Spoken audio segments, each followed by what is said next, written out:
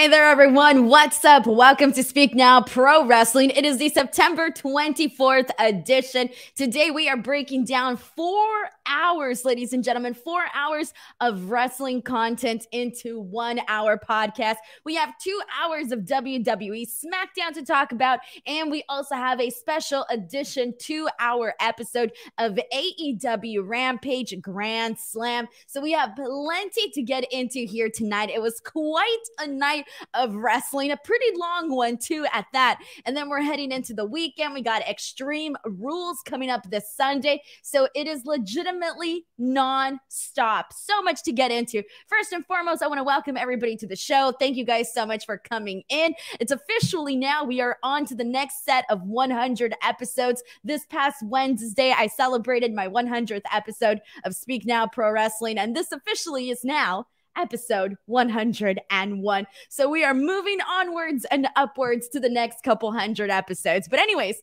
before I move on and talk about the show, we are going to cover AEW Rampage first, and then I'll get into WWE Smackdown. That's kind of the format that we do things here. But I do want to remind you guys all to make sure to take part in the chat. If you guys are here, send in your thoughts. This is a very fun and lively, opinionated show. So if you guys want to send in your thoughts throughout any point in the show, you are more than welcome to do so. All right, so let's go ahead and jump right into this, guys. I'm going to go ahead and kick things off with our first super chat of the day. This one here is from Cameron Mumford. Thank you so much to Cameron. Cameron is such a awesome supporter. Cameron says, fee fi fo fum. What? Here comes Denise with 101. Much love and belated congrats. And forgetting past the century mark, SmackDown was good and Rampage was great. Even the second time around. Now here's the trifecta of fun shows to wrap up a Friday night. What a long day it has been, guys. I have legitimately been up since 3:30 in the morning, okay? Don't ask why. It just happened to be that way today of all days. So it's been a very, very long day. I cannot wait to go to sleep tonight. But thank you so much to Cameron Munford for sending in this awesome super chat here. I really appreciate you and your support. We got a couple more here. Let's get into this one from Chris Ludek, who says, I love the American Top Team segment. I got to train there, and it was amazing grappling with so many high-level pros. Oh, that's really incredible. I'll have my thoughts on that, and we'll talk about that as we get to that portion of the show. But I think that's a pretty cool experience that you just shared with us. So thank you so much to Chris. We got another super chat. This one is from Salt and C, who says, how is Rampage better than the Dynamite, featuring perhaps the best TV match I've ever seen? What a wonderful night and wonderful week. Now, I haven't sat here. I haven't taken the time to think like, oh, was Dynamite better? Was Rampage better?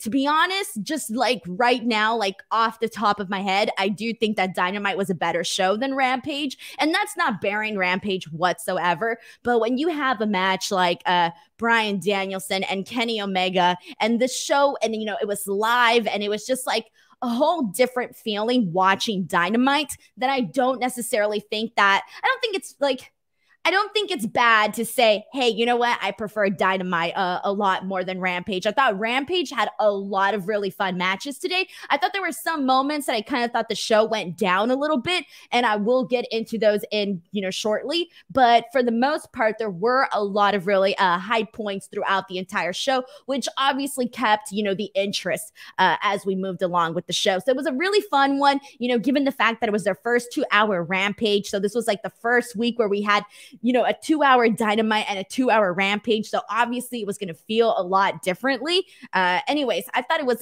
a pretty solid 2 hours, but I did prefer Dynamite. I think Dynamite just had a different feel to the show than Rampage did. And that's, I don't know if that makes sense to you all, but it makes sense to me. So we're moving on.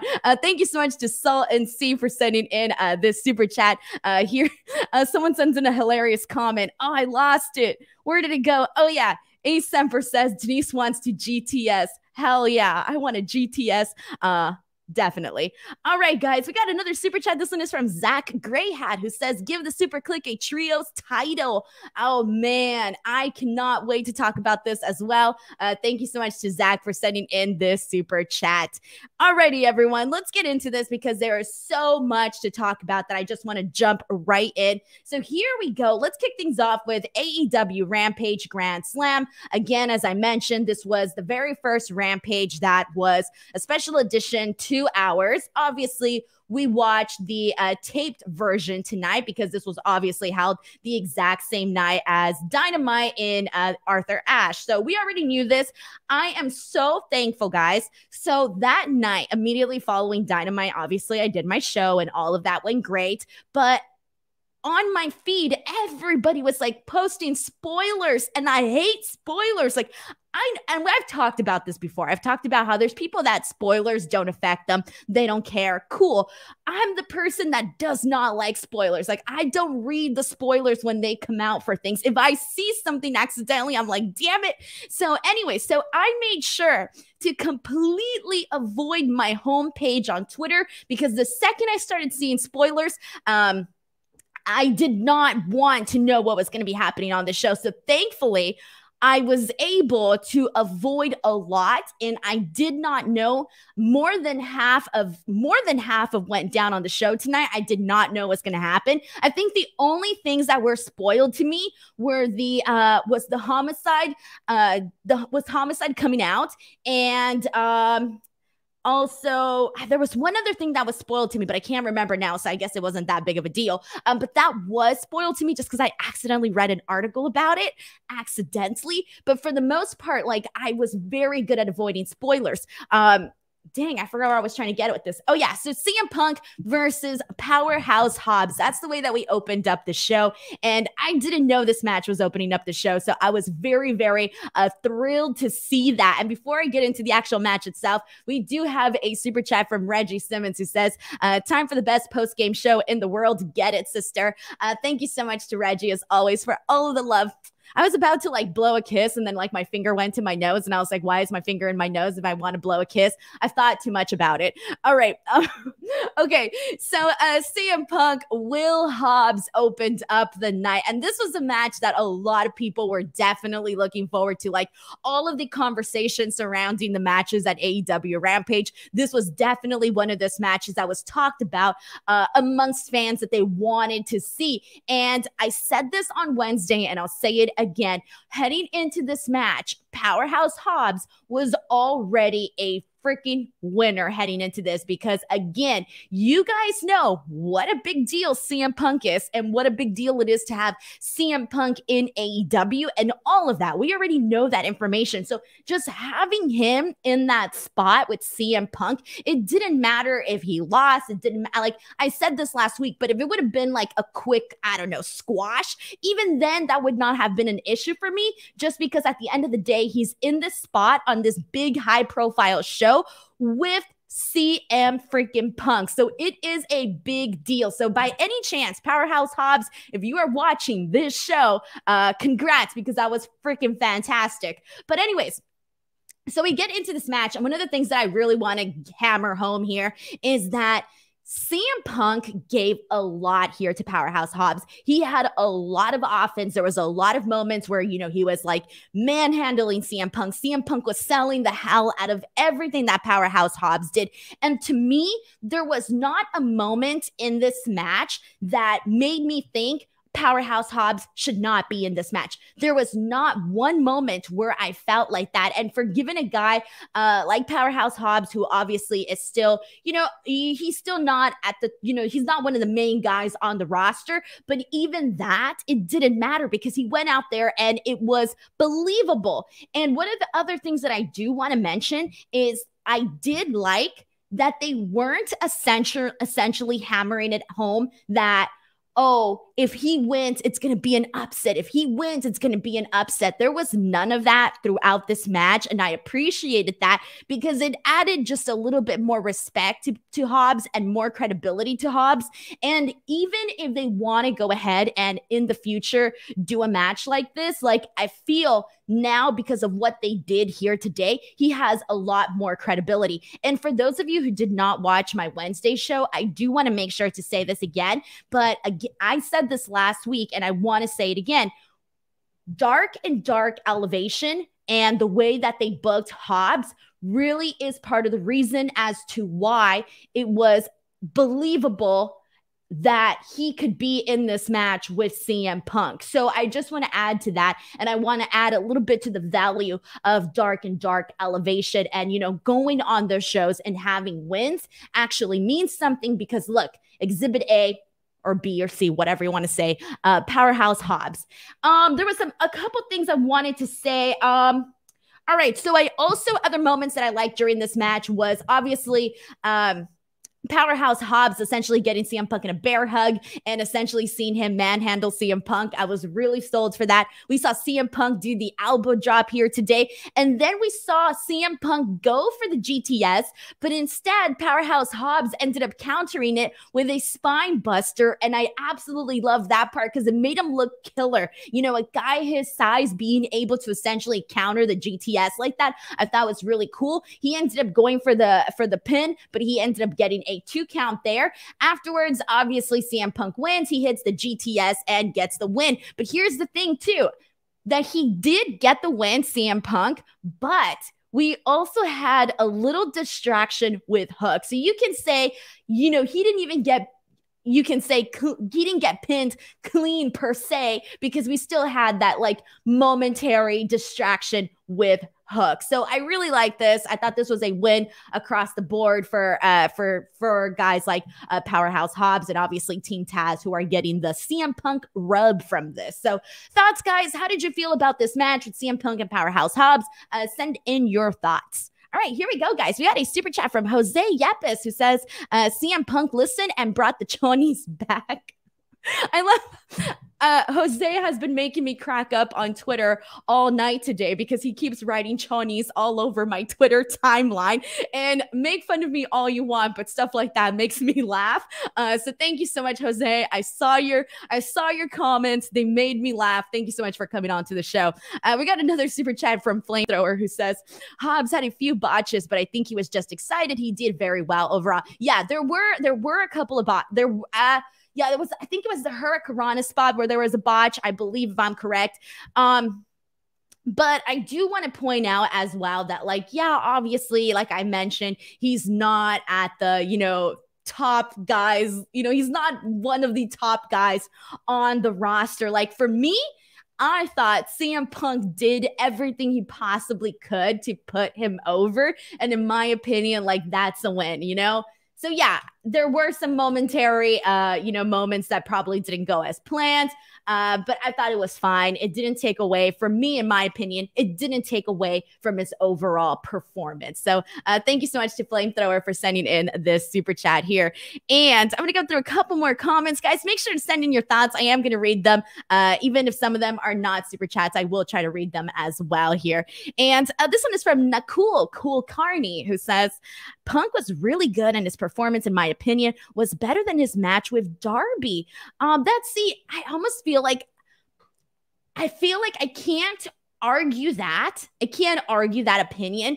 However, because there was just so much more, you know, obviously hype going into this Darby match, and, you know, and it being on such a big stage that I think for me, especially being in the audience and I still haven't watched that match like on TV. I only have the live viewership experience. So for me, it's a total, like, for me, my opinion is still like, I preferred him in the Darby match, but when you're talking about just his performance, obviously, given the fact that that was his first match back, it's bound to be, you know, not exactly, perfect.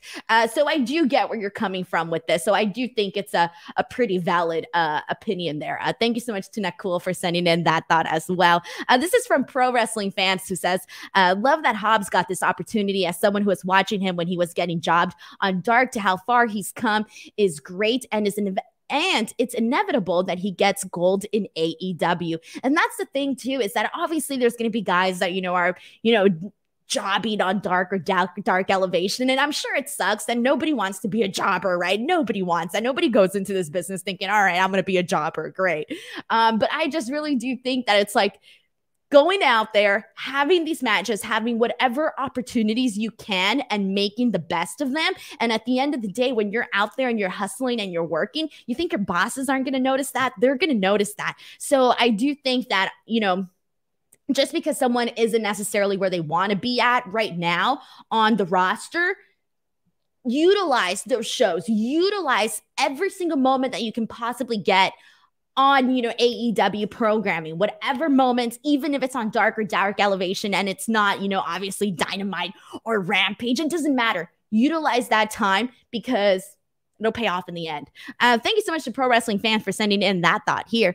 And this is a comment from Wrestle War, who says, it felt like Punk wanted to do a faster pace match with Hobbs. There were a couple of people I saw that were kind of commenting about this. And yeah, I do think that they could have obviously done, a faster pace match. That wouldn't have been an issue. But again, I didn't think it took away from the performance whatsoever. So that's kind of how I felt about all of that.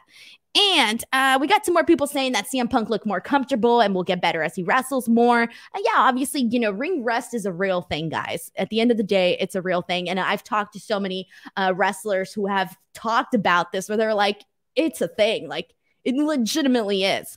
And this is a comment from Evian Sanita, who says, great match. Punk proved he can still wrestle, and Hobbs got his opportunity and proved he's a rising star.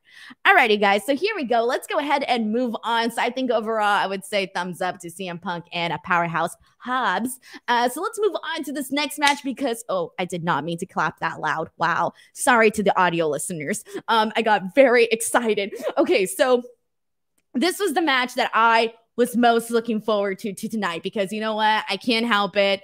I'm a spot monkey, Mark. All right. This is what I was expecting from this match, and this is what I got from it. So sue me. I was completely invested in this match. And the match that we have is the 5-man plus dinosaur, Jungle Boy, Luchasaurus, Christian Cage versus Adam Cole and the Young Bucks. I don't know where to begin. This was literally what you would expect it to be. A bunch of different, people were talking about fast pace, I'm kind of glad that, the CM Punk Hobbs match, the pace that it was perfectly fine, because they really, with these guys in the ring, with these 5 men and the dinosaur, with these people, obviously you're going to be getting this faster paced match. So it's going to be completely different. And this was such a fun match. I did not want it to end. I was I know it has to end. Obviously, I don't want it to. But there was a lot that we got from this. So first and foremost, I do want to put over Luchasaurus, because when you're in a match with Jungle Boy, who is a rising star, who we've already seen do incredible things. Let's not forget that match with Kenny Omega. When you're in the ring with somebody like Adam Cole, who has all the buzz in the world and is such a great wrestler, etc. And then when you're in the ring with the Young Bucks, who do a bunch of crazy stuff, you can argue that it could be hard to stand out. However, not to forget Christian Cage as well, who, has all the experience in the world. But when you're in a match with all of these guys, you could probably think, oh, I might not stand out as much, or whatever the case, right? Luchasaurus, out of everybody in this match, in my opinion, was the biggest standout of the match. And by that, I mean, holy cow, he did so much throughout this. We saw all his athletic ability, and we see it throughout all of his matches, but there was just a lot more that he did in this particular match where I couldn't help but to notice him a lot more than, everybody else. Like, he really went in there and he really, really, again, utilized that TV time that he had there, because, man, I was impressed. There was a moment where we saw Luchasaurus and Adam Cole going at it. That was really fun. They ended up essentially both doing like a big boot to one another. That was pretty cool. We do end up seeing also, they start teasing this Adam Cole Jungle Boy match. So throughout this, you kind of see that there's like, this little tension going on between Adam Cole and Jungle Boy. And Adam Cole, I believe, has mentioned Jungle Boy already in the past. So automatically, it's like, all right, they're teasing it. However, I didn't know how soon it was going to happen. They did already announce that match for next week, Jungle Boy versus Adam Cole. And I just got to say, I am like really excited for that match, because after what I've like all the singles matches that Jungle Boy has been in with these like really high, with these really good workers, he ends up having like some matches that you're just like, dude, holy cow, like, I get why they're pushing you. Like, I get why people say you're going to be a big star, because of the matches that he has with these guys who are obviously like phenomenal workers, which doesn't hurt, but still really good stuff. I know that match is going to be awesome. Like, I'm really looking forward to that. So I'm glad that they teased it in this match, and I'm glad that we're getting it already on Dynamite. There was another thing I wanted to add. Yes, about Christian Cage. So like, you see all these guys, and you see all these guys, Jungle Boy, Luchasaurus, Young Bucks, who are all, guys that do like all of these crazy moves, etc. And if you were to say like, who's probably one of the guys you would think wouldn't fit into this picture, wouldn't fit into this match, a lot of people would say probably Christian Cage. However, during this match, dude, he fit in so well with all of these guys that like, at first I wasn't necessarily all of that convinced in the pairing between Christian Cage and Jurassic Express. At first I thought it was like a really odd pairing, but as it's progressed each and every single week, I'm like, dude, I'm feeling it a lot more than I was when it first got started. But during tonight's match was where I thought he really fit in the most. Anyways, we got a Panama Sunrise from Cole to Luchasaurus. Then he got hit with the BTE trigger. And that is how Christian Cage and Adam Cole are eventually able to get the win here. So really good stuff all around. This was probably one of my favorite. Definitely. Hold on. Let me see if I want to say it's my favorite. Hold on. Ooh, I can't decide if I liked this match more or the main event. I'll get back to you, but it's definitely up there. All right, guys, send in your thoughts. How did you feel about this match? Let's see what else we got here. This is a comment from Salt and C, who says Christian wrestled their style so well. Drew Scott says Christian will eventually turn on Jungle Boy. Oh yeah, like that's bound to happen. Like, we're bound to see that at some point, and we've obviously known that for a while. And this one's from Adam Legend, who says, I love that it took 3 consecutive finishers to pin Luchasaurus. Makes him feel like a big deal. He is. Yeah, exactly. Like, he did so much throughout this match, and he wasn't necessarily just taken out with one move. Yeah, they all had to hit their finishers on him to essentially, put the big man down and get that win. So I would say Luchasaurus was really, really, to me, the breakout guy in this match.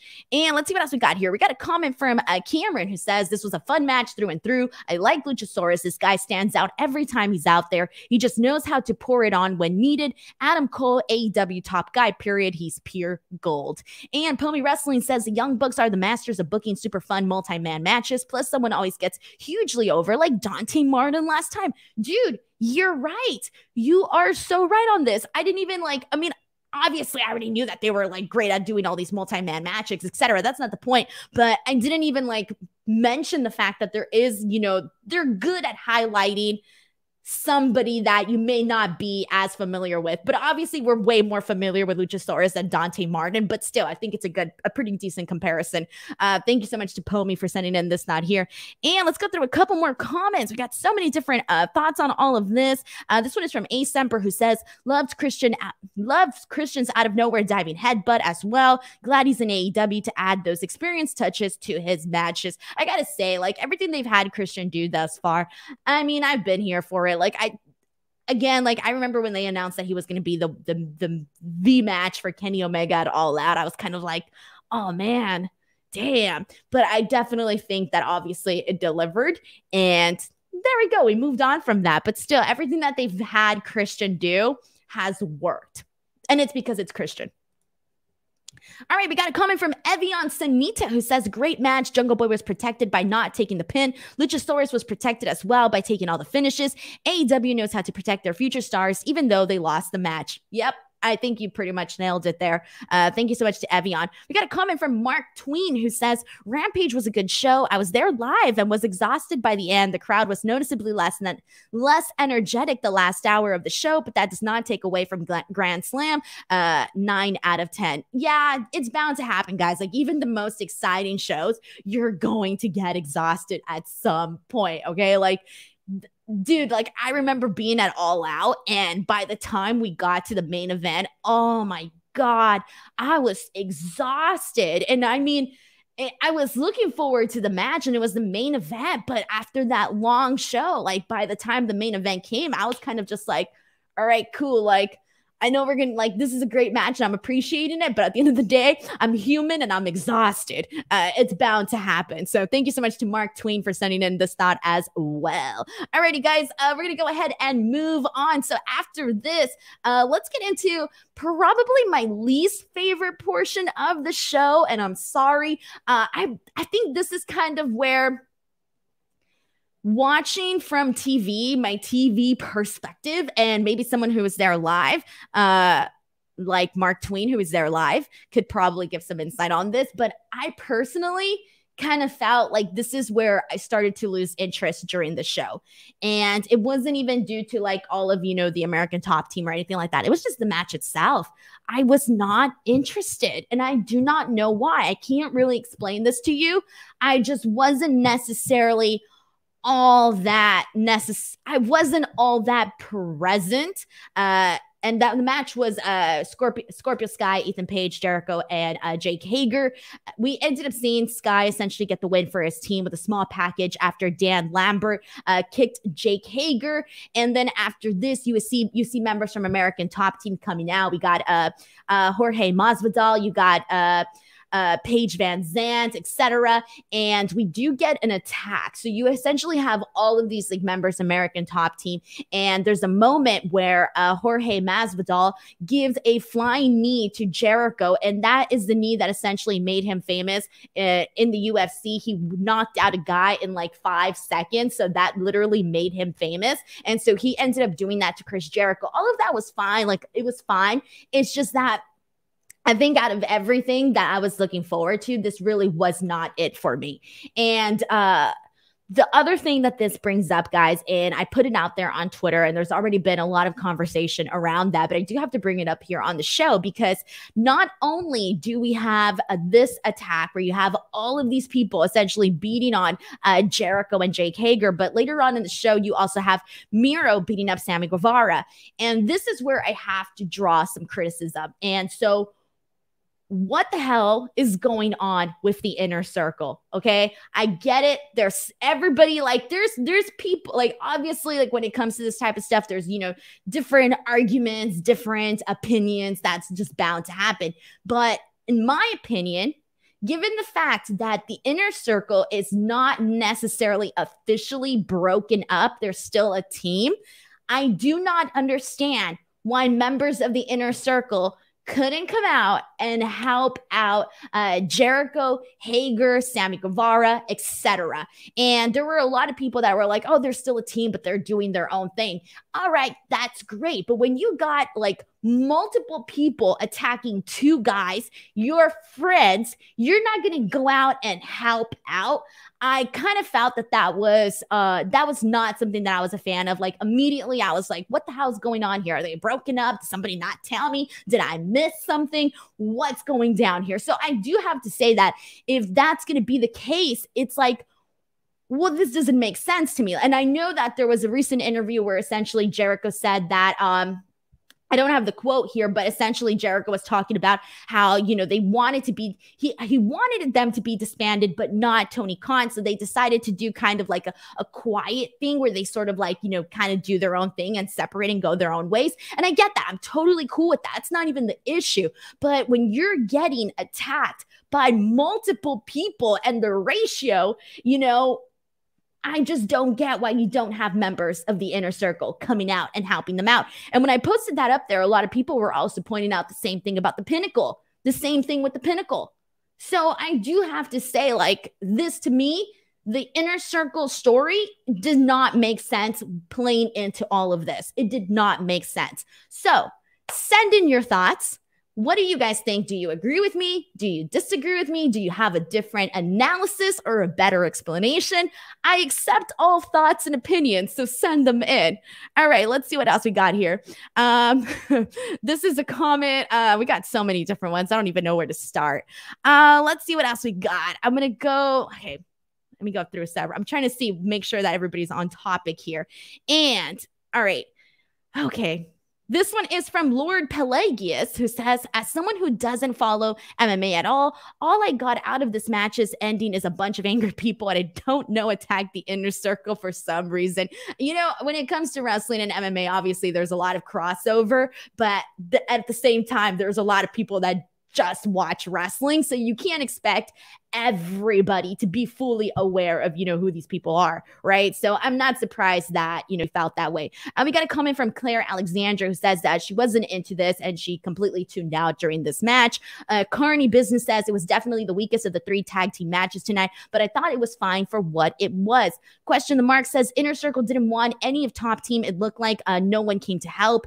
And let's go through a couple more, guys. I want to get some thoughts on the Inner Circle. So if you guys have them, go ahead and send them in. This one's from Labor Days, who says, Inner Circle is not broke up. They are just letting each other do their own thing, supposedly. I like that you add supposedly, because again, doing your own thing is not an issue. That's perfectly fine. But if your friends and you're on the same stable still are getting attacked, you're telling me you're not going to do anything? That needs to be explained, man. I can't defend that. No, I can't. And I've always said this. I'm going to be honest on this show. I'm always going to be like, you know, sharing my honest thoughts, man. All right, let's see what else we got. We're gonna go through a couple more. This is from Devin, who says, from a booking standpoint, you don't want to take away from the individual star's shine. From a narrative standpoint, there was no reason why Inner Circle didn't have each other's backs tonight. And Shea McDonald says, we all know it's leading to a big match, and I can't wait.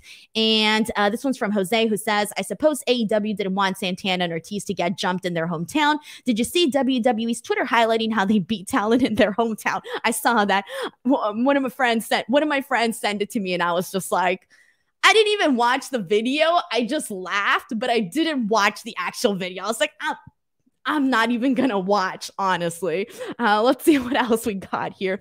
This one's from Claire, who says, I agree it wasn't that logical, but it does make sense. Santana and Ortiz had to do the next match, and they did get beat up right beforehand and messes up the next match.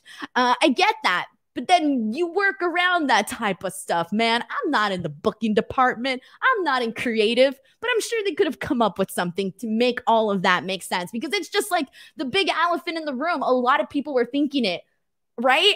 A lot of people were thinking it, like, what's going on here? Like, they're being attacked and their friends aren't coming to help them out. All right, great. All right, let's see what else we got here.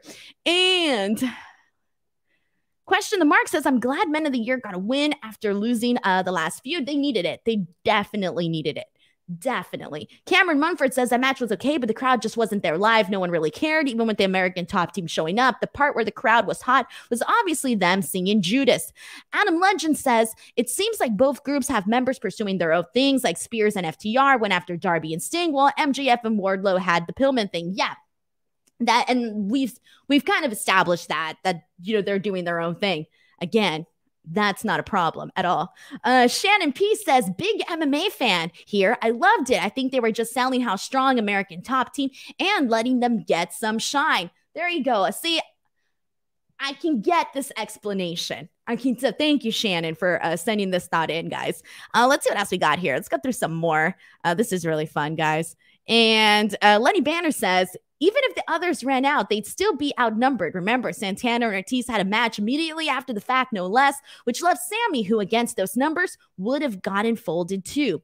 Cassie420 says, I agree with you. A Jericho Inner Circle breaking up would have made sense. Inner Circle was a great heel group, but I never liked them as a babyface group. I do have to agree with this. And I said this way back, but I thought that it took them a while to really become that babyface group, because they were obviously heels for a long time, and they did a really good job about that. And all of a sudden it was like, okay, now they're babyfaces and we're just supposed to accept. There wasn't, for me, like a clear moment. And I know that we had that back and forth, with MJF essentially swerving, Jericho and the Inner Circle and all of that. We had the back and forth moment. Great. But to me, I never got behind Inner Circle as a babyface group. Like that, to me, I don't think it ever clicked. Like I was rooting for them. Well, actually, I don't even remember if I was rooting for them. I was just rooting for a story that made sense, really. So that's kind of how I felt about that. But here's the thing, though. Cassie brings up this point now, too, where it's like, all right, if you were going to essentially have them, go apart and do their own things, so then why put that, why not have them lose that Stadium Stampede?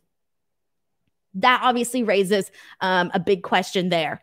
Anyways, let's see what else we got here. Let's go through some couple more comments. I love this. So many different opinions. This is great. And let's see.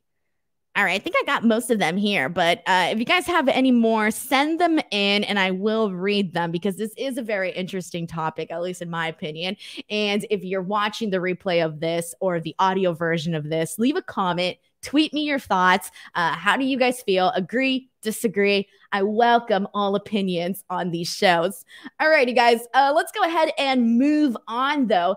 Did I get everything I wanted to say about this? Yeah, I did. All right, cool. So we're going to go ahead and move on. But before I do want to remind you guys all that I will be back on Tuesday for NXT coverage. And then I will be back Wednesday for AEW Dynamite coverage. And given the fact that we're going to have Adam Cole versus Jungle Boy already, I'm excited with that match alone. And then also I'll be back on Friday for SmackDown and AEW Rampage coverage. So it'll be a good time, everybody, a good time.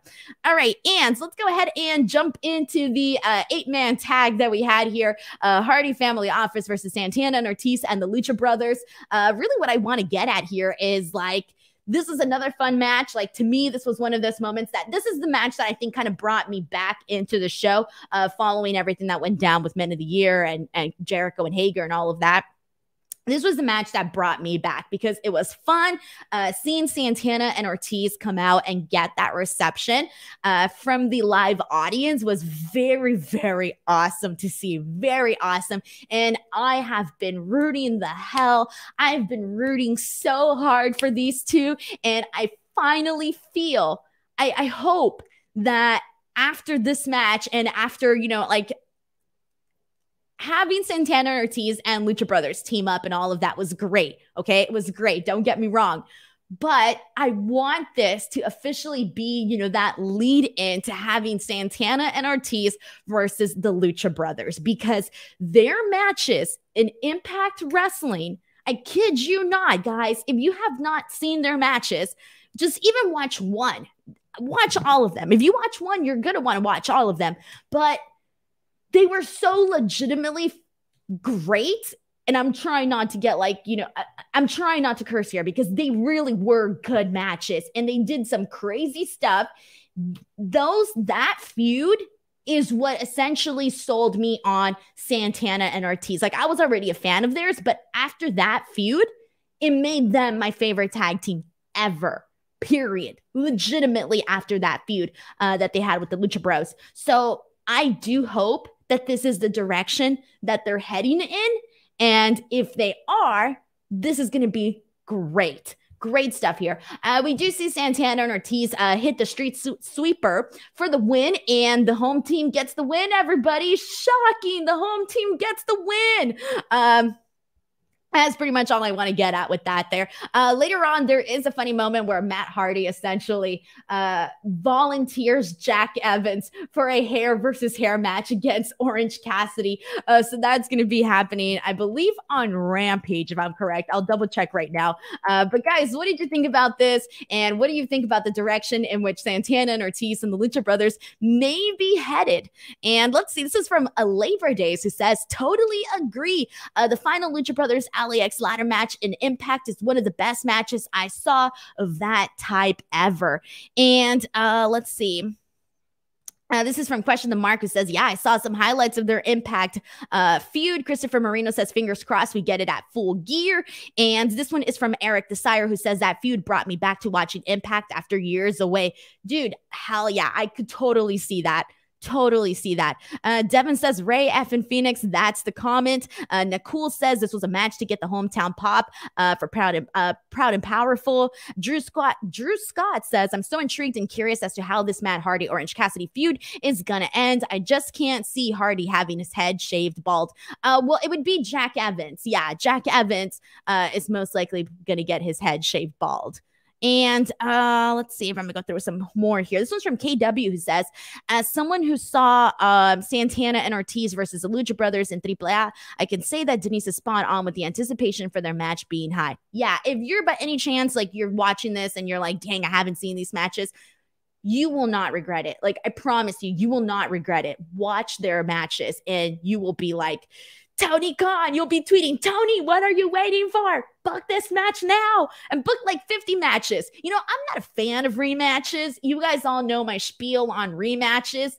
Man, I'm going to talk no crap if we see Lucha Brothers and Santana and Ortiz wrestle like a million times. I'm going to be like, zip my mouth, throw the zipper out, because that's something that I would definitely want to see like a million rematches of. Let's see what else we got here. And let's see.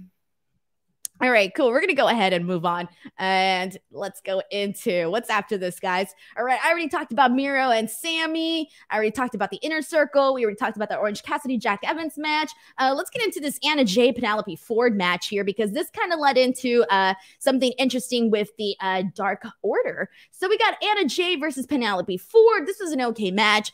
Bunny essentially passes the Nux to Penelope. That's how she's able to use the brass knuckles. Oh my gosh, the brass Nuts. She gets the win. She gets the win there, and then they essentially like keep the attack going. So obviously Ty Conti comes out to help out her friend Anna Jay, and then after this, we essentially have the Hardy family office coming out surrounding the ring. So given the fact that Ty Conti and Anna Jay are there, you're going to have the members of the Dark Order coming out. So they come out and they end up, you know, pushing away the Hardy family office. But again, we see that tension between the Dark Order. And again, this raises a big question. And I want to get some predictions now, because talking about Dynamite next week, Dynamite's going to be in Rochester. And there is a lot of talk, a lot of rumors, predictions, whatever you want to call them, of people essentially believing that we may see Bray Wyatt, Wyndham Rotunda essentially debut into AEW during that Rochester show. So there are a lot of people who believe that this may happen. And given what we saw here today, and I kind of talked about this on Wrestle Talk earlier today, but there is an obvious storyline opportunity, an obvious opening to insert somebody like Bray Wyatt into this story. It would make a lot of sense. So if they did, and they did it at their upcoming Rochester show, I, for one, would not be surprised whatsoever. And based on what we saw here today and what we've been seeing the last couple of weeks, there is that obvious tension between the Dark Order. And so what is going to come about that? Are they going to get a new mentor, a new leader? The other topic is, well, when Hangman Page ever decides to come back, is he just essentially going to be the glue that puts the Dark Order back together? We have some options here. But let's see what you guys all think about all of this here. And let's see. Haj Galashi says, I like the idea of ideas, of an idea, of ideas with the ideas. Good stuff there, guys. You guys are a great chat.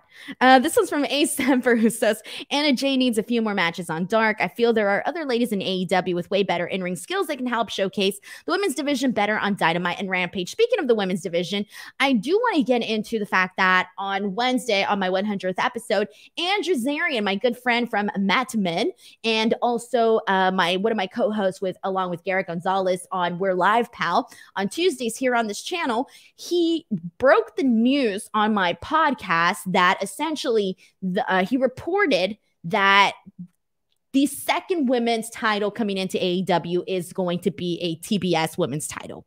And that obviously has made the rounds and it's all over the news, etc. Wrestling news. That's already been there. But I do think that as much as I like this idea, I think just given right now the roster, I personally think that it would have been a better idea to, instead of having a second singles championship for the women, I do think it would have been better to bring in a women's tag team titles. I think given that they have like a lot of women and they still have a lot of women that you can argue are still not at that Britt Baker level, at that Ruby Soho level, I do think that having the tag team titles would be a good way of highlighting them, but also protecting them where they don't necessarily need to be, you know, going out there having these matches where, you know, they may not all of the matches may be that great. So I do think that, you know, had it been tag team bouts, or obviously this is just a report right now, but I do think that it would have made more sense for them to introduce women's tag team titles versus a TBS championship.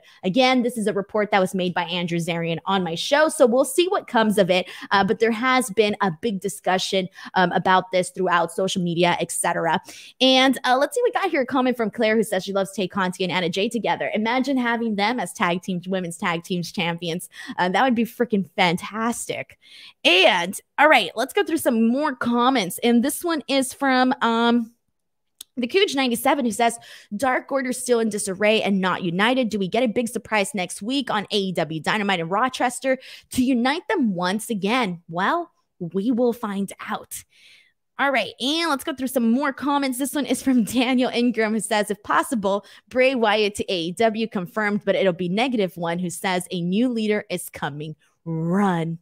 And let's see. This one's from Jordan Patu, who says they have a lot of great women's wrestlers who could help get the best out of the green talents like Anna and Penelope, Sheeta, Thunder Rosa, Sakura, for example. A mid-card title will help do that. I honestly think that they just, and I've been saying this 1 million times, I sound like a broken record, but they do need to bring in, again, more women that are more experienced to help out the younger roster. And I know you mentioned some right now, but obviously, they do that. They have that with Ruby Soho. Ruby Soho is going to be somebody that can do that.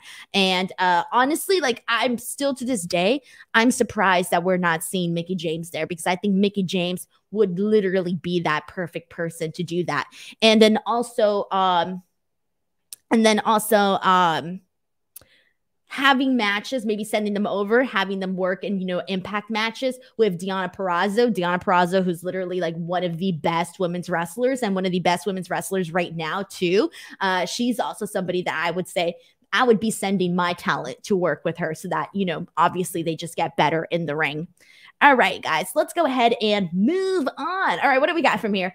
We're on to the main event, everybody. We got one more thing. And before I do jump into the main event, I just want to remind you guys once again, if you haven't already, make sure to subscribe to the F4W online channel. If you're listening on the audio version or if you're watching the replay of this, we just hit 80,000 subscribers here on the channel. So yay, 80,000, which means we are en route to 100K. If you haven't subscribed, please subscribe. There's lots of great videos on here, including I'm on 4 times a week here, 3 times with my show, Speak Now Pro Wrestling. And then I'm also live doing We're Live Pal again with Andrew Zarian and Garrett Gonzalez. And then here I do NXT, Dynamite, Smackdown, Rampage. You guys already know all of that stuff. And here we go, guys. Yeah, KW brings up a good point. Says, yeah, why hasn't the Forbidden Door been open for the women? Seems like the Impact one was just mainly for the Good Brothers and Don Callis. Yeah, you can argue that. All right, guys, let's get into this. The main events, because this was so awesome. All right, so we had Minoru Suzuki and Lance Archer versus Jon Moxley and Eddie Kingston in a lights outmatch. And we got a super chat from Charlie Sanchez who says, I disagree about the tag titles. The title doesn't elevate the wrestler, especially if these talents are not at the Britt Baker. It's the wrestler that elevates the talent. Yeah, then you're right about that. You are right. I share that exact same mentality where I think the person makes the bout, not the bout making that person. But I still think that the tag titles would have been the best direction to go, given the current roster. I think that it would have made more sense to go with the tag titles. Again, we still don't know. They haven't actually came out with the bout yet. This is just a report, but we'll see. Thank you so much to Charlie for sending in a super chat. All right, guys, here we go. Lights out match. This was a really good one, guys. Really, really fun. We got a lot during this main event. So I'm going to run through a couple of the points here that we saw and just kind of talk a little bit about what went down. So we essentially had Minoru Suzuki and Jon Moxley, like right off the bat, they're literally like practically like doing swords, but with the chairs instead, and just like banging the hell out of each other, like banging the hell out of the chairs with the other chairs. That was really great stuff there. We saw Kingston chop Suzuki, and Suzuki just like literally laughs his ass off at Eddie Kingston for thinking that his chops were at the levels that his are, and that for him thinking that he's actually going to hurt Minoru Suzuki. This literally made my entire day. Minoru Suzuki's reaction to that, where he's just like laughing, was fantastic. All right, and then afterwards we see him kick Kingston right into the table like nothing. We see Lance Archer chokeslam Jon Moxley into a bunch of the AEW ring crew. We see Moxley, we see his hands get tied behind his back, and he ends up, utilizing, he obviously with not being able to use his hands, he starts headbutting Minoru Suzuki. Then we see Kingston chop Lance Archer. That's really fun. He really goes at it really hard on Lance Archer. And then we see for the ending, we see Minoru Suzuki essentially set up two chairs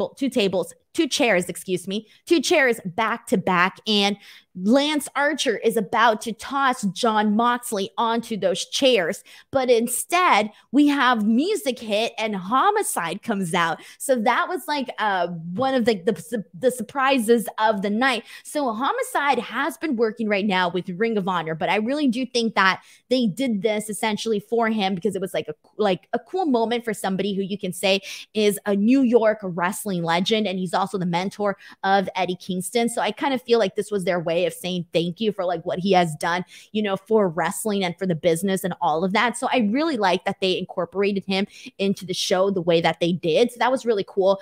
For the finish, we see Lance Archer get put in a trash can, and Kingston just like, oh damn, was it Kingston or was it Moxley, guys? Just literally starts hitting him with like several kendo sticks and ends up getting the win there. So that was a really fun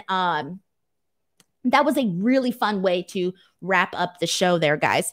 And let's go through a couple of comments here. And then I forgot, I still have to talk about SmackDown. Why didn't anybody remind me? Why didn't anyone remind me? All right, let's see what else we got here.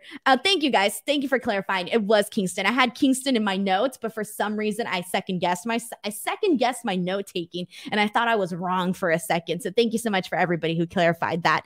And yes, it was really good stuff here. Let's see. This is a comment from KW who says, I love Suzuki. I hope he's around every week till he goes back to Japan. And then let's go through some more. And then I'm going to jump into SmackDown here.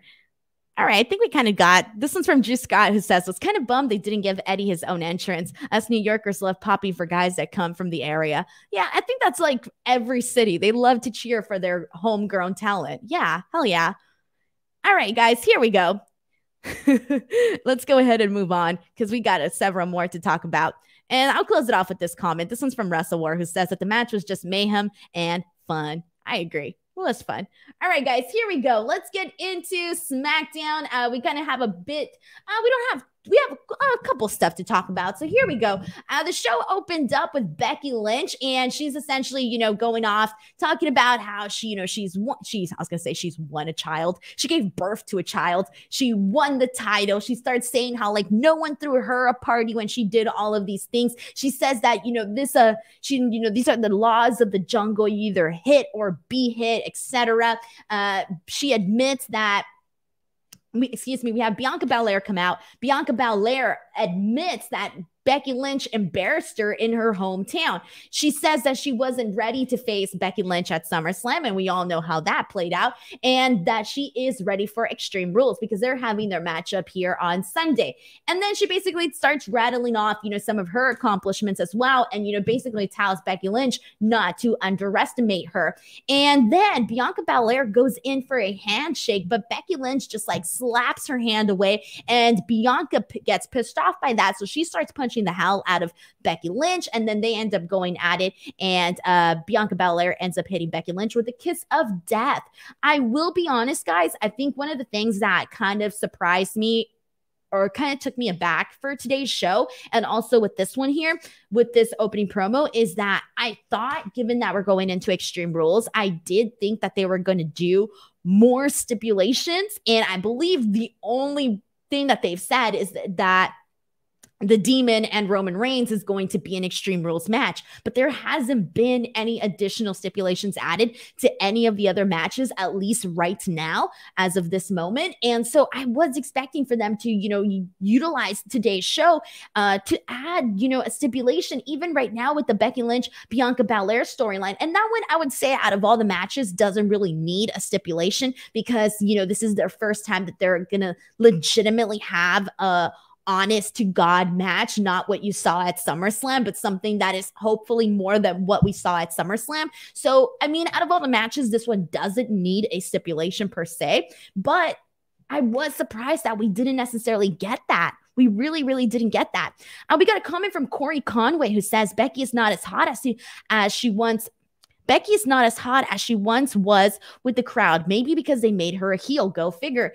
I have not been crazy about Becky Lynch being a heel. I haven't been like, there's nothing that I think that has happened where I'm like, hell yeah, like this was such a good idea that they made her a heel or that she decided that she wanted to be a heel. Right now, I truly think that the character needs a lot more convincing. I'm not convinced right now. And I don't know how you go about that. And I kind of talked about this too when she first, came back after SummerSlam, when we had the first SmackDown after SummerSlam, maybe the week after too. I was talking about how they really should have done her justice by having her be a heel character that is an extension of the man persona, but instead they kind of had her become a diva, and I didn't like that. They made her become like a heel diva, and that's not who Becky Lynch ever was. So to me, her heel character doesn't fall in line with who she was before. So I do feel that her being a heel right now is really going against the grain of people want to cheer her. People want to be, rooting for Becky Lynch. They want to have her as a babyface. So this does feel like, it doesn't feel like a natural reaction, a natural response to Becky Lynch. And I do feel, based on what I'm seeing, obviously she's still going to get the pop because people love Becky Lynch, but as she continues, talking and cutting these promos, you don't have that same crowd reaction as you did before for Becky Lynch. And let's see what else. We got a lot of people sending in thoughts about this here. A lot of thoughts. And this one is from TwitchFace4, who says they decided that instead of having at least one female star in Becky and potentially a second in Bianca, they decided to make Becky a heel and Bianca a geek instead have 0 stars. Yeah, they could have had 2 stars. Like you could have been building, 2 baby faces in Bianca and Becky Lynch, but also because their women's roster is necessarily not that stacked right now, I get why they felt the need to make this decision and have her be a heel and why they kind of feel like it might have worked with Bianca Belair. But Bianca Belair, in her own right, is a natural likable babyface. Okay, so that's why it works for her. But so was Becky. Becky was like that cool babyface. And that's the thing, is that I thought she was going to be more of like a cool heel. I don't think she's coming across, in my opinion, as a cool heel. She's just like, yeah, it's not coming across as a cool heel. It's not coming across like a Britt Baker. It's not coming across that way to me. So I do hope that there is that adjustment that is made, because it does, again, just does not feel natural for Becky Lynch. And all right, we're going to go through a couple more comments. This one is from Jordan Patu, who says Becky Lynch versus Bianca Belair should have a big money match feel like the Mania main event did. They have been dropping the ball on this one since SummerSlam. I will say this. I do think the back and forth has been nice between Bianca Belair and Becky Lynch. I don't think it's been bad whatsoever, but it doesn't have the same feel that Sasha Banks, Bianca Belair had heading into SummerSlam or even WrestleMania. And their WrestleMania feud, the way that they were building that story, that was terrible. I didn't like how they built that feud up for their WrestleMania match. I preferred what they did heading into SummerSlam, but then we all know how, things changed. But what they did for WrestleMania, building that matchup, not that great. What they did for SummerSlam, great. So when you were going into that match, there was a lot of hype for that match. There was a lot, but I don't think we have the same thing for Becky Lynch versus Bianca Belair, which is kind of astonishing, but at the same time, not. Because when I interviewed Bianca Belair after her loss at SummerSlam, and I posted that video up on YouTube, I'm not exaggerating, you guys. You can go and check how many comments that video got, because so many people were like angry and pissed off at the way they had Bianca Belair lose. People were pissed, and that really, really soured Becky Lynch, and it soured her whole return, and it soured a lot of the decision-making surrounding this story. So I kind of feel like they've had to, instead of like starting at a peak with Becky Lynch and Bianca Belair, I feel like they're having to, kind of work their way up to get to that peak. I don't know how else better to explain it than that. But thank you so much to Jordan Patu for sending in this comment here. And we got so many thoughts on this one here, but we're going to go ahead and move on, because we got plenty more to talk about. But I will read this comment from Whisper Gaming 44657, who says Bianca was number 3 in the Royal Rumble, won the main event, WrestleMania, just to bury her in under 30 seconds. That's the thing. They did so well at building Bianca Belair. Obviously, her winning the Royal Rumble, being in, WrestleMania, and people want to root for her. Like, do you remember like when she won the Royal Rumble, that promo that she did where afterwards, where she was like crying? I mean, that was as real as it gets. It doesn't get more real than that. How can you not build and capitalize on what you have with somebody like Bianca Belair? All right, let's move on. All right, what do we got after this?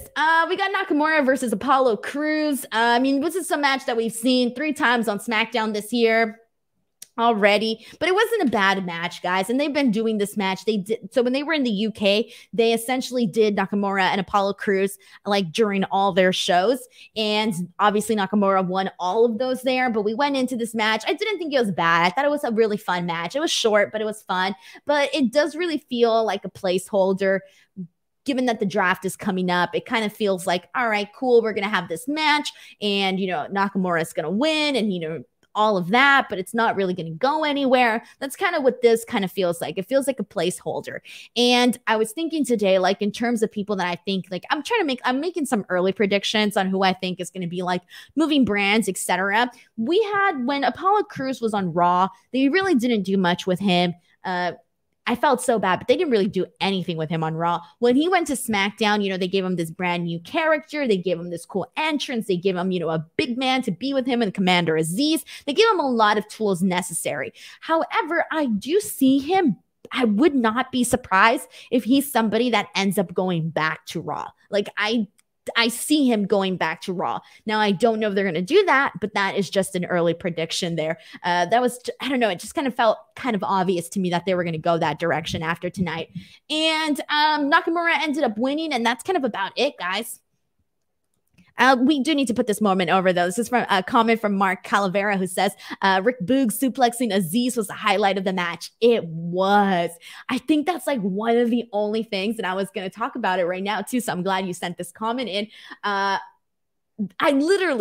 like the only thing I wrote down from this match. I put Boogs suplex the hell out of Aziz. That's literally it. That was like one of the main highlights. And that's not to take away from this match. It was a fun match. But the only thing that really stood out was Rick Boogs and that suplex, because obviously Rick Boogs is a big guy, right? But he's not Commander Aziz size. So it was really impressive to see that. Thank you so much to Mark Calavera and also Brandon who sent in these thoughts here. All right, guys, let's move on. So let's jump into Liv Morgan versus Zelina Vega. So this one's interesting here because we're going to have Liv Morgan versus Carmella at Extreme Rules. And I did a prediction show today on my YouTube channel, and I feel they have to. And I would be shocked, all right, guys? I would be shocked if they do not have Liv Morgan win this match. If they do not have Liv Morgan win this match, I don't know.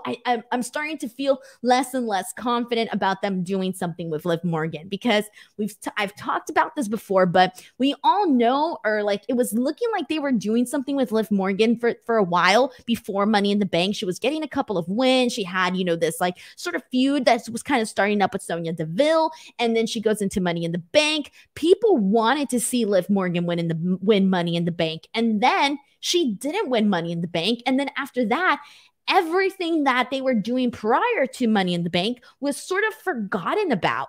And then, we have Zelina Vega return and all of this. So she kind of goes into that with, Zelina Vega and Carmella, but nothing has really came out of it. So she has this match today with Zelina Vega, and she goes right into the attack. She's very fiery. She gets her match going.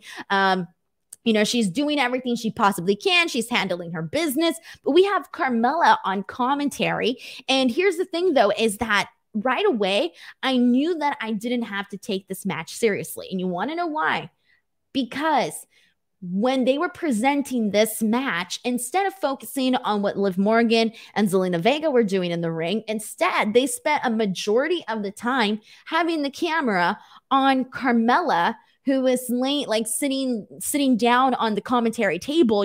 She was looking great, and she was doing commentary and all of that. But they spent so much time having the camera on her that it kind of took a lot away from the match. Where I'm like, she's on commentary, we can hear what she's saying. You don't have to have the entire time having the camera on her. So immediately I was like, all right, well, I already know that now I don't need to take this match seriously with Liv Morgan and Zelina Vega. So then finally you have Carmella get involved during this match, and so she essentially screws Liv Morgan, and that is how Zelina Vega is able to get her first win, guys. Her first win since coming back to WWE. This is the first match that she has won. So good for her on that end. But at the same time, you got Liv Morgan going into this match with Carmella, and she lost. Like, that's it. Also, I do kind of feel like they were doing a lot of similarities between Carmella and Mandy Rose. So I missed last week's SmackDown because I was at GCW, and so I couldn't watch the show. But today when I was watching the replay and the highlights and all of that type of stuff, I saw that they did the same nose thing, something similar with what they did with Mandy Rose on NXT. And I was kind of like, you guys, we just did that with Mandy Rose on NXT, and then we kind of did something a little similar with Carmella. So I was a little bit like, okay, that is very obvious that we kind of already have a story like that on the NXT side of things. But anyway, so that was pretty interesting as well. So I did want to point that out. And I am going to talk a little bit more about Liv Morgan once we get into the Naomi Sonya Deville segment, but we'll talk about that in a second here. And let's see what else we got here. No, I think a lot of people are just pretty much kind of agreeing and kind of saying the same thing. This is from Drew, who says that Liv got the Cesaro treatment. It's a shame because she has so much talent. I know, and I feel bad. She's definitely someone that, especially after her Chronicle, people were just like, we want to see Liv Morgan do something. And she recently had a quote that I kind of saw floating around social media where she was saying that she wants to be in the same conversations as people like, Charlotte and Becky Lynch, etc. And yeah, like I said earlier, nobody wants to come in and not be anybody in the business. So I do kind of feel that she kind of keeps having to take a seat back to somebody else. So that is very unfortunate here.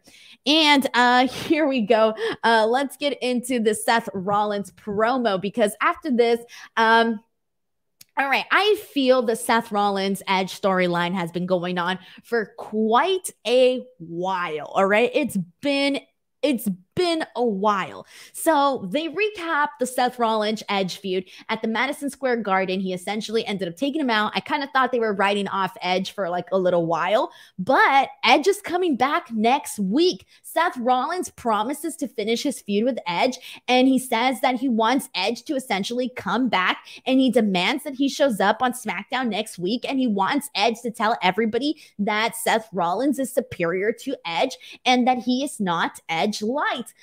So we are, and he also promises to, to find Edge and beat him up in front of his wife and his children too. So it seems to me like this is not ending anytime soon. And we've kind of already been down this road with, Seth Rollins and Edge. So it looks like it's definitely not over, but he will be here next week.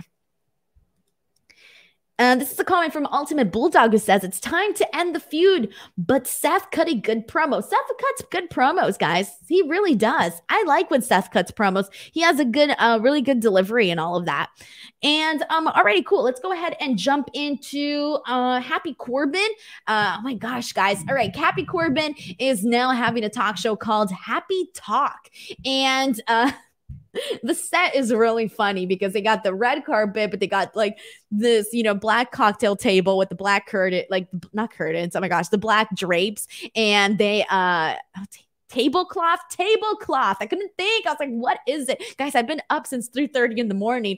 They have the black tablecloth, but then they have these two big giant brown chairs. And I'm like, what are you doing with these big giant brown chairs and this black tablecloth? Like, it doesn't match with the red carpet. Oh my gosh, whatever. So anyways, I didn't think it fit the theme of like a happy talk with like Happy Corbin. Anyways, he's running his mouth about being rich and being happy, etc. Kevin Owens comes out, but then he's attacked. He's attacked by somebody wearing all black and a black hat. Well, it turns out that it's Riddick Moss. So Riddick Moss is back, ladies and gentlemen. He attacks Kevin Owens, and then Baron Corbin joins him as well. And they end up slamming Kevin Owens into the steel steps. And so we haven't seen Riddick Moss since September 2020. So a year. He was gone for a year due to a torn ACL. He was gone for an entire year. He's back. Good for him. Glad they could have easily been like, you're cut, dude, during the releases. So the fact that he's here, he has a story now on SmackDown. Good for him. We'll see what happens. All right. Any thoughts on this, guys? Oh, man, let's be nice. This one's from Eric Desire, who says, I like Riddick Moss. He's got some personality, but I don't like the Corbin pairing since Corbin seems to be slotted in the mid-card comedy act. Yeah, he is slotted, but at the same time, like, I don't think Riddick Moss, in my opinion, like, I don't know if he's necessarily like, I don't know what they see in him. I don't necessarily, I feel like there's a lot of people where I'm like, oh, they see something in him. So they're going to do something with him. I don't know if they see anything in Riddick Moss, or if they do, or if they don't, I don't know. I'm assuming they do. I mean, he was out for a year and they still kept him, and he's back, and look at him. He's on SmackDown now with Baron Corbin. I don't mind this. It gives them something to do. But then again, like when he was like on Raw, I don't remember him doing much there. And I watched Raw every week and I can't even remember. Oh man. We got JKOBY who says that this is Baron Corbin's best Corbin gimmick. Yeah, I like broke Baron Corbin though more than the happy Baron Corbin.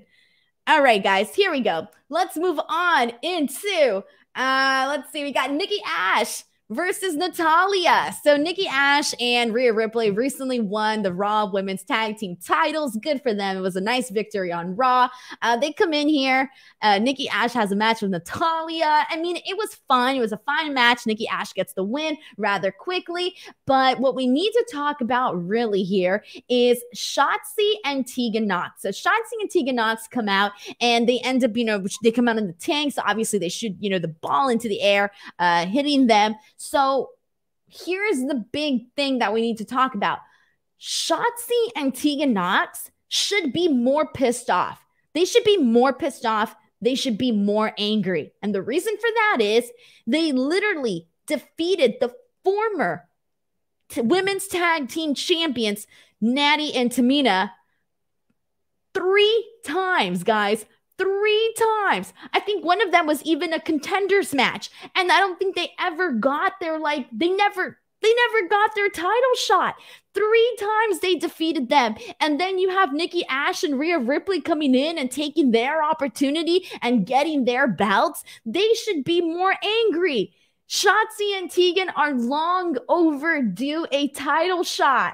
They should be pissed. They weren't angry enough. If I were them, I would have been furious. We got a super chat from James Barros. Thank you so much to James, who says, Denise, I want to be wrong, but this seems like the expected burial of Steen on his way out has begun. Oh, man. It's too early to say. It's too early to say. I'm going to give it a couple more weeks. It's too early to say. Yeah, I don't feel confident saying yes, and I don't feel confident saying no. It's too early. But thank you so much, James, for sending in this super chat. And here we go. Let's go ahead and jump into our next segment here, because I already went way over time here today. But guys, we had 4 hours of wrestling. Here we go. Naomi. So Naomi finally gets some good TV time here, at least to cut a promo. So she comes out. She's been being disrespected left and right by Sonya Deville. And so she comes out and she calls out Sonya Deville. Sonya Deville comes out. She challenges her to a match. And Sonya says that she would smack the glow right off her face. And then she has security guards coming out to take out Naomi. It works. They take her out, and Sonya is booed massively. The one thing that I'm happy they're doing something with Naomi, because after, Lana got released, they were teaming for a while on Raw, and then Lana got released and they didn't have anything for Naomi. And when Naomi came back, even before her being teamed up with Lana, I thought they were finally going to push her as have her have a nice, singles push or a singles feud. Like she was needed in the Raw Women's title picture during that period. So I thought they were going to do something with her like that. But then they got her into this tag team with Lana, and I'm like, okay, well, that's not really what I was, thinking, but okay, fine. Now she's in this team with Lana. Then Lana gets released, and it's like, well, what do you have left for Naomi? And there really wasn't anything. So then all of a sudden she magically appears on SmackDown, and then she, starts this, feud with Sonya Deville. So based on everything that we've been seeing, she really needed this because they weren't doing anything with her. So anyways, so good on all of that. However, remember earlier that I was talking about this Liv Morgan storyline with Sonya Deville and how they were doing this Liv Morgan, Sonya Deville storyline prior to Money in the Bank. And then there was never a big payoff to that whatsoever. It was kind of just forgotten about. Well, I feel they just passed it on to Naomi. So what they were planning on doing with Sonya and Liv, to me, it seems like they were like, all right, this is not going to work, or we changed our minds, and bam, now it's a storyline for Naomi. So this to me feels like, okay, this was probably what we were going to be seeing with Liv Morgan. Instead, now we're seeing it with Naomi. So to me, I couldn't help but make those, associations between these two storylines. And all right, guys, here we go. Let's move into our main event. And we got one more thing to talk about, and then you guys are off to a great weekend here. We got Roman Reigns versus Montez Ford. A big opportunity for Montez Ford to be in this match with Roman Reigns, similar to what we were talking about at the top of the stream with CM Punk and Powerhouse Hobbs, and what a great opportunity that was for Hobbs. Great opportunity for Montez Ford to be seen in a different light. We already know that Montez Ford is great in a tag team. We already know that he's very athletic. We know that, but now he's, being seen in a different light in this match with Roman Reigns. So good opportunities for him. During this match, we see again a lot of that athleticism from Montez Ford. There was a really awesome moment where, he's done this before, but it still kind of felt awesome to see in this match with Roman Reigns. He does a leapfrog, and then he ends up doing so he does a leapfrog, right? And then he does the backwards leapfrog. I thought that was really cool. Then we see he goes for a spot on the commentary table. He steps onto the commentary table, and the table just breaks. It breaks like it was built out of construction paper. And he ends up, finishing what he was doing there. But the thing that I want to make like note of here, because it was really funny, was the way that Pat McAfee really saved that, because he was like, it was my fat ass that was dancing on there, and he blamed it on himself and his weight, according to Pat McAfee. That was the reason the table broke, according to Pat McAfee. So I thought that was pretty hilarious and a good save for the table, just like crumbling down. Afterwards, we do see, Montez Ford goes for his frog splash. He does another, obviously another high frog splash, but Roman Reigns gets his knees up, and that is how he is able to lock in the guillotine choke, and that is how he wins this match. Afterwards, though, after Montez Ford loses to Roman Reigns, the match doesn't end there, in terms of we have a post-match attack. The Bloodline attacks Montez Ford, and so they're in the middle of that, and then the lights go down, and it's the Demon Finn Balor, and there is this massive pop for Finn, massive reaction for him. Like, people love the Demon Finn Balor. Now, here's the thing, though, is that I'm very confident, and I could be wrong, but I'm very confident that Roman Reigns is definitely going to be defeating Finn Balor at Extreme Rules. And I do think it's the right call to have Roman Reigns win. However, I'm not crazy that it's at the expense of the character of the Demon Finn Balor. I really do think, like, I get why they're doing it, because obviously I'm all for building Roman Reigns and building him as a, stronger champion. I'm all for that. But at the same time, it's like, shoot, we are literally doing this, and it is going to now affect the this very strong character with the Demon Finn Balor. So I do kind of feel bad about that. So I don't know, man. I don't know. Like, I don't think Finn should defeat Roman Reigns, because I just think that Roman Reigns right now is doing something that he's obviously never done before. And it's so great. And I like it. And it's, there's so much more that you can still do there. But at the same time, I'm like, damn, I don't want them to ruin the Demon Finn Balor. So I'm kind of at a crossroads here, where I'm just like, no matter what, there's going to be pros and cons with whomever wins this match at Extreme Rules. All right, guys, there you go, man. We got a couple of comments. This one is from Eric Desire, who says, too little too late to attempt the save Roman Balor match. The booking has made it impossible to care. I care. I care about this match because, again, I'm a fan of both guys. And like I said, right now, there's pros and cons to both, to whatever decision they decide to go with Roman or the Demon Finn Balor. So because of that, like, I have like interest and intrigue in the match, but at the same time, I'm like, damn, like, who knows what's going to happen there. We got a comment from Keiju Gaming, who says, at one point they talked about the Demon has to lose, otherwise he becomes too much like the Streak, being an impossible situation. No, I think that they got to keep him strong. I do not mind them keeping him strong whatsoever. I'm all for it. I just kind of feel bad that it's at the expense now of the Demon. That's kind of how I feel about that. And all right, this one's from Joseph, who says, Roman has been champ for 392 days. He needs to lose sooner rather than later. I'm going to go against the grain here. I say keep pushing it. Keep pushing it. Give me more. Give me more.